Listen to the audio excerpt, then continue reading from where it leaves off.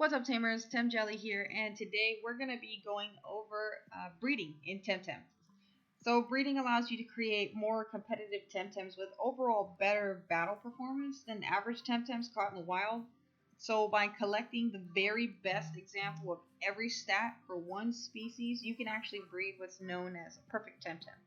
So, let's dive into how everything works. Now, first off, let's go over stats and why they're important. So,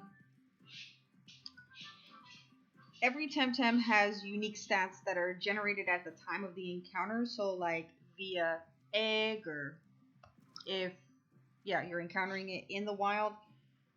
These values are called SVs, or single values. They can be between 1 and 50, 1 being worse and 50 being the best. Now, this value influences a Temtem's stats by determining its overall max potential. So, the higher the SV, the better the max potential the stat has. So, for example, a crystal with a 50 SV and HP will always have more HP than another crystal that does not have 50 SVs. And we're just talking about base stats here. We're not talking about if TB training is involved. So, another aspect to consider also when you're breeding your Temtems is fertility. Now, just as an example, if we open this up here, as you can see here, there's actually a small plant on the right here. Each part of the plant actually represents one egg the Temtem can produce. So if you count, we have 1, 2, 3, 4, 5, 6, 7, and then 8, because you also count the stem as well. Now, this fertility meter is also influenced by other factors as well. So that's going to include if the Temtem was previously bred, or if the Temtem has high stats when it was first encountered in the wild. So, for example, any Temtem that has a SV value over 45 in one stat will have -1 fertility due to the high stat. It's basically an in-game balancing mechanism. So, for example, I've mated this crystal one time, but as you can see, he's got like -2 because these are grayed out. That's because when I caught him, he already had -1 fertility because of the high stats that he had. He had 2 stats that were over 45. So to kind of balance it out, he had -1 fertility. So now that we know all of that, let's go ahead and take a look at how the stats directly affect the offspring. So looking at the same Temtem that we have here, this is actually, we're going to use these guys as an example. This is the father of my newest crystal, and this is the mother, right? And this is the baby. So let's take a look at how the stats are passed down when you actually breed them.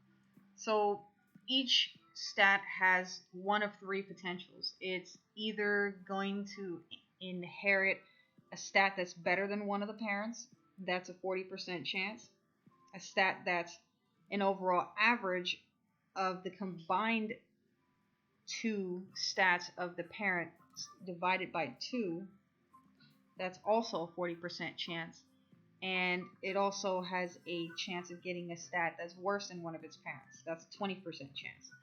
So we're going to take a look at a perfect example of why it's important to make sure that your Temtems have the highest stats possible so that your offspring can have the best potential. And this is just me working without 50 SVs, so if you're wondering why you don't see it, it's just because I'm not using them right now. So for the baby, if you take a look, we have an example of a beneficial stat being inherited, which is the baby inheriting a stat that's actually higher than one of its parents. So the HP was actually inherited from the mother because her value was actually higher. So if we take a look, the mother was 47 and the father was 21. So that's where that value came from on Sheriff. Now, if we look at the defense, Sheriff has 31 defense, but we have the mom with 43. So what happened there, right? That's the 20% chance of them inheriting a stat that's actually worse than one of the parents. So in this instance, it inherited the lower stat of the father versus the mother, which was the 31. So that's where that came from.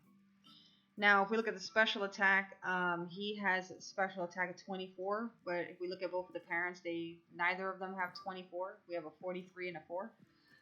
That's the other 40% chance of inheriting an average from the parents. So essentially, if you take both parents' special attacks, add them together, divided by 2, the average was 24, and that's where that stat came from.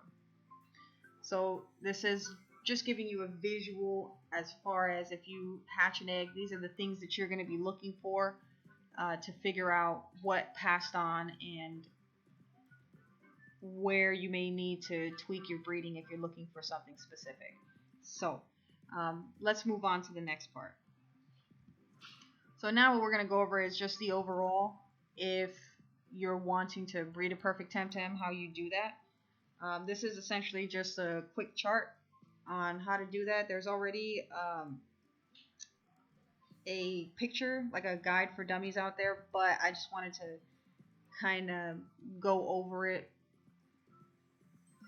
and just kind of break it down a little bit so that it could be a little bit easier for those of you that may be having a hard time understanding it. So if you want it to breed a perfect Temtem, ideally what you're going to want to be doing is you're going to want to break up your project into 2 halves.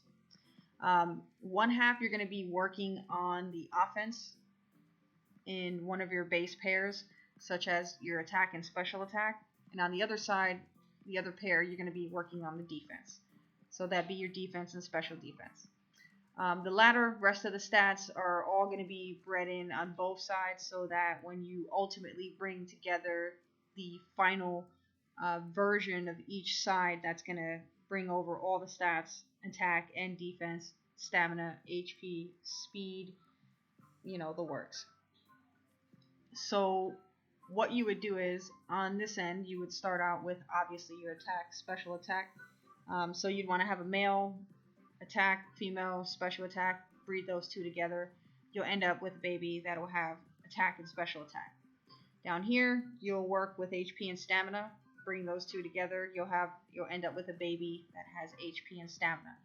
Now, how we'll bridge these 2 is we're going to bring in another baby that has a 50 SV and speed. So don't mind the Nesla part here. This would be a crystal, obviously, but just as a placeholder, you would bring in a crystal that has 50 SV and speed. You would breed that to the attack, special attack, and you would also breed that to the HP and stamina. And what you will end up with is you'll have another baby which will have attack, special attack, and speed, and you'll have another baby that has speed, HP, and stamina. Now, ideally, you'd want those to be opposite gender so you can breed those 2 together, and you'll end up with your final project here, which would, on this end, which would be the attack side, which would have attack, special attack, speed, HP, and stamina. And you would repeat the same process on this side, except you'd just be starting with defense and special defense up here. So you'd have male defense, female special defense, vice versa. And you would have the HP and the stamina down here. Breed those together, make an HP stamina baby. And then you would essentially take the HP stamina baby, breed it to a speed baby, and you would take the defense baby, breed it to the speed, and essentially you would have the defense, special defense, and speed. You would have the HP and stamina, basically the same thing as the other side, just defense, and then from there you'd bring those 2 together. You'd have your defense, special defense, speed, HP, and stamina, and you would bring that together finally with the attack, special attack, speed, HP, and stamina. And obviously, because they're both sharing the same ladder stats as far as the speed, HP, and stamina, and each of these respectively are carrying. This one has attack, special attack. This one has defense, special defense. Once you bring those 2 together, that's going to create your perfect Temtem. Now, to make this whole process possible, you are going to be needing to use the DNA fragments. Some of them carry only 1 stat over. Some of them carry 2 over.